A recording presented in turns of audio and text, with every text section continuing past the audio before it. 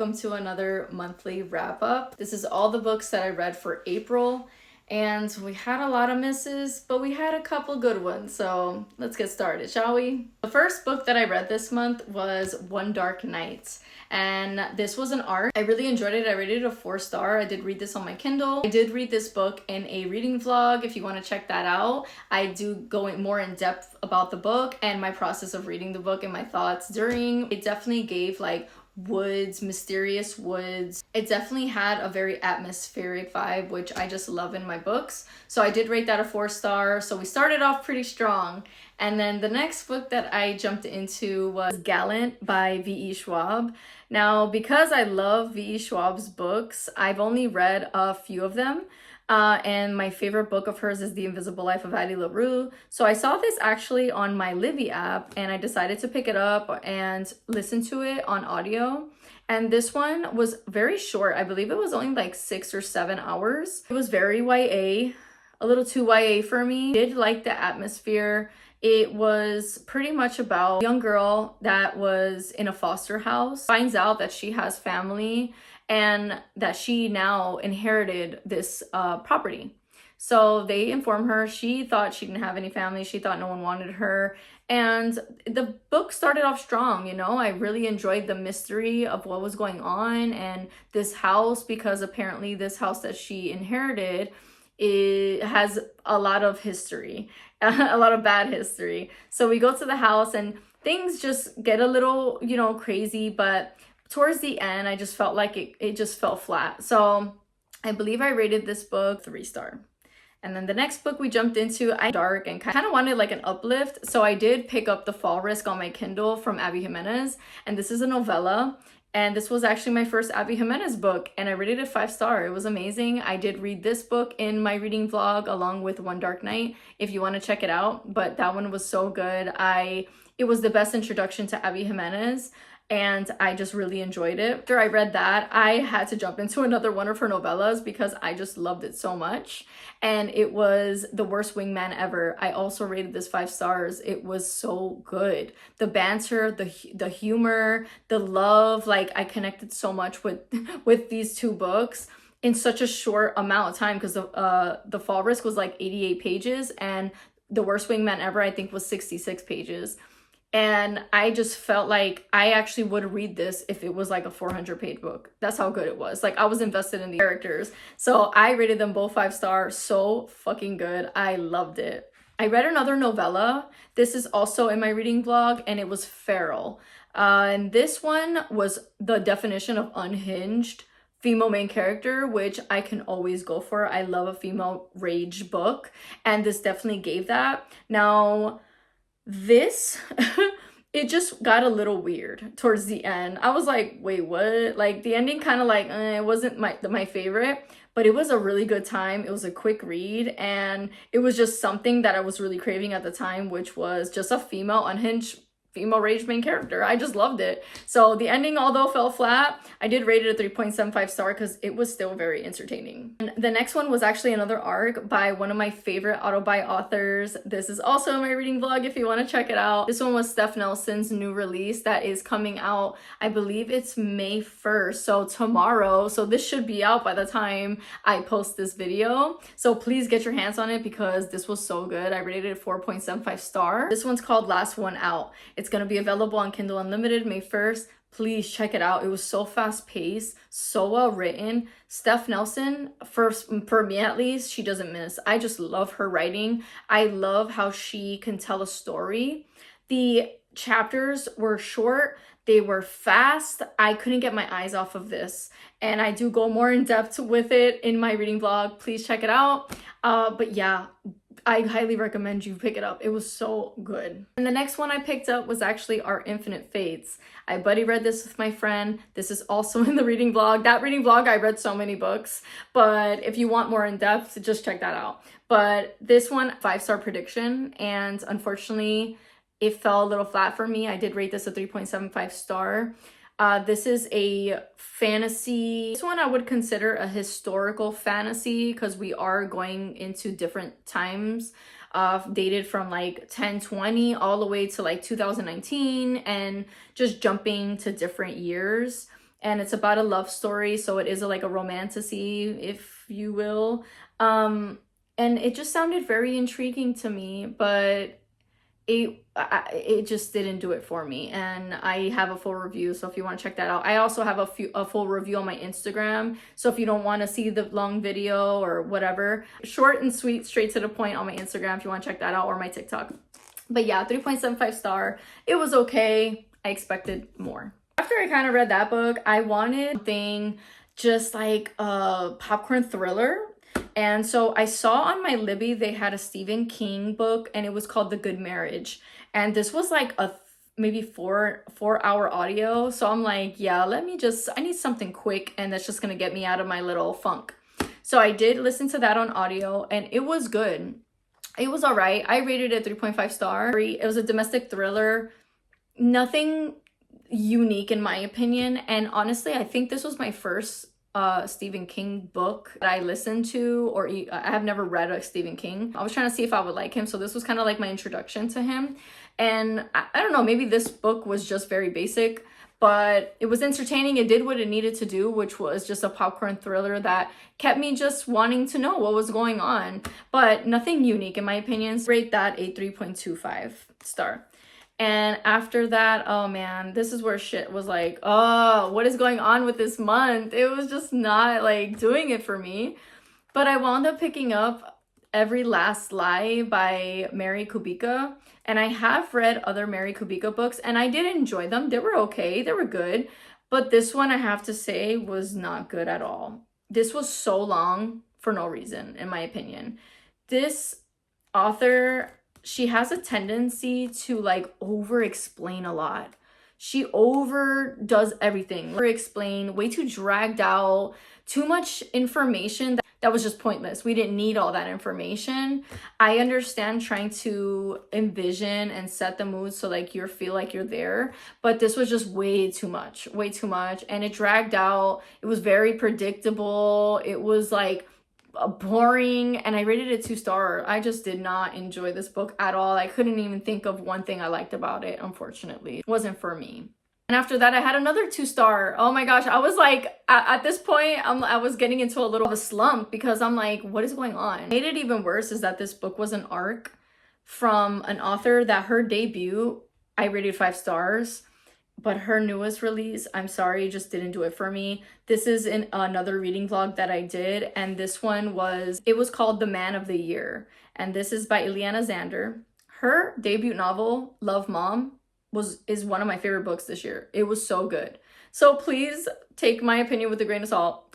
I rated this, I think, a 2 star or 2.5 star. I'll put it on the screen, but this was so messy and chaotic and disjointed, and it was just like, what is going on? I felt like it was lazily done. I don't think there was any thought process to it. The plot was so boring. The plot was just so like, ugh. But yeah, I go more in depth in my reading vlog, but it just wasn't for me, unfortunately. After that, I kind of wanted another palette cleanser, but also a mystery. So I picked up a cozy mystery, and this is The Marlowe Murder Club. And I really enjoyed this. This was so funny. I loved the main character in this. I do have a full review on my Instagram if you want to check that out. But I rated this a 4.5 star. If you're looking for a cute, cozy mystery that twist will still have your jaw on the floor, because honestly, I did not expect a twist in this book. I thought it was just gonna be very predictable because it's just a cozy mystery, you know what I mean? Nothing too in depth, but no, this was so beautiful. It was so well done. I really enjoyed the whole plot of it. I loved the 3 women that came together to figure out these murders in their neighborhood. Like the main character is 77.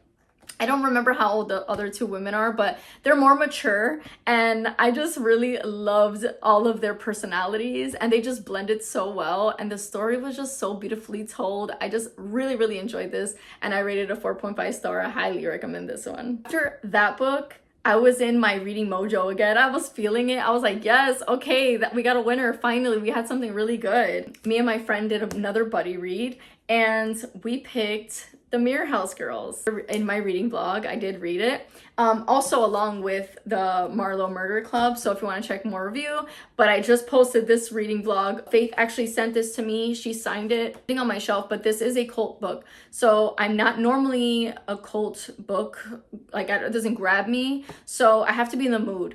And I was in the mood finally, and it is on Kindle Unlimited. So I did read this book and Kindle Unlimited, which kept things super entertaining for me. This book was a 5 fucking star. 5 star. Oh my gosh, I loved this book. I don't think I would ever say that I loved a cult book. Nope, I was wrong. This one was so good.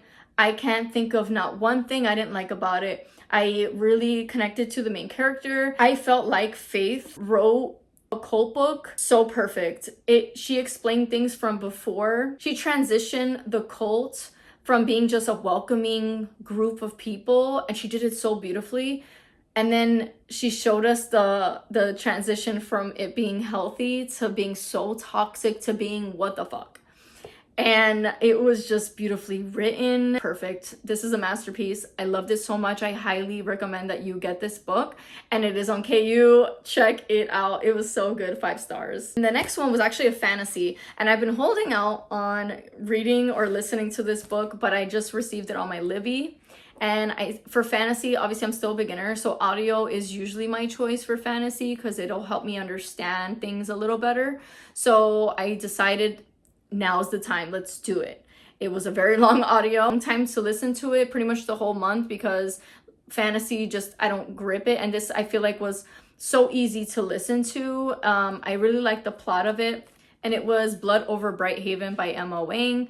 I've heard nothing but good things about this book. Everyone says such good things, so obviously I was intrigued, and I did enjoy the writing of it. I envisioned everything. It was very easy for me to understand what was going on, which I really appreciate because, like I said, I'm a beginner fantasy gal, and I get confused when I listen to fantasy sometimes. So this was, I understood everything. Where it fell flat for me was, I don't know, I felt like the plot was pretty predictable. I kind of knew where it was going straight from like 30%. I was like, okay, I think I know how this is gonna end. And yeah, it ended like that.